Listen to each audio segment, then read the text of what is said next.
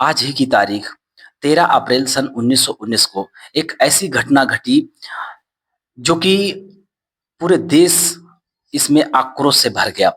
बात करते हैं अमृतसर के पंजाब के अमृतसर में एक जलियांवाला बाग जो कि 3 तरफ से दीवार से घिरा हुआ था। एक तरफ से निकलने का रास्ता था और एक तरफ से उसी से बाहर जाने का रास्ता था। तो इसमें रॉलेट एक्ट के विरोध में कुछ लोग जमा हुए थे और बैसाखी का पर्व भी मना रहे थे। तो उसमें जनरल डायर ने अपने 90 सैनिकों के साथ इसमें प्रवेश लिया और लगभग बिना किसी कारण के उसने लगभग 10 मिनट तक गोलियां बरसाईं, जिसमें करीब 379 लोगों की मृत्यु हो गई और लगभग 2000 से अधिक लोग बुरी तरह से घायल हुए। जब ये घटना घट चुकी थी, उसके बाद हंटर कमीशन का गठन किया गया, जिसमें पूछा गया था कि ये जनरल डायर ने गोलियां क्यों चलवाईं। जब उससे ये पूछा गया तब उसने एक बड़ा मूर्खता भरा जवाब दिया कि कुछ पठानों ने वहां पर अफरा-तफरी मचा रखी थी, इसलिए गोलियां चलवानी पड़ी।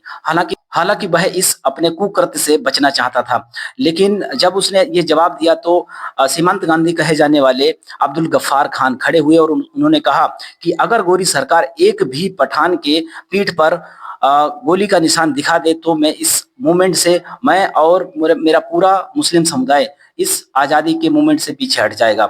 लगभग 5 दिनों तक पोस्टमार्टम चला, तो जिसमें 76 मुसलमानों की रिपोर्ट आई, जो पठानों की रिपोर्ट आई उसमें उनके रिपोर्ट में गोलियां बिल्कुल सीने के बीचों बीच लगी हुई थी, जिन्होंने अपने सीने पर गोलियां खाई थीं।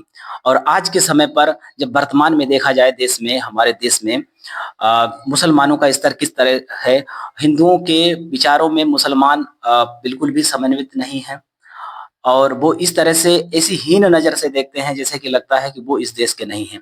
इन्हें वो भूल जाते हैं कि जितना योगदान तुम्हारे पूर्वजों का रहा है देश की आज़ादी में, उतना ही मुसलमानों के पूर्वजों का भी। वो अपनी चॉइस से इस देश में रहे हैं और वह किसी प्रेशर से नहीं रहे। उन्होंने बलिदान दिया है इस देश के आज़ादी के लिए और ये देश जितना हिंदुओं का है उतना ही मुसलमानों का है और ये हिंदू मुसलमानों की कैटेगरी में बांटना एक मूर्खता है।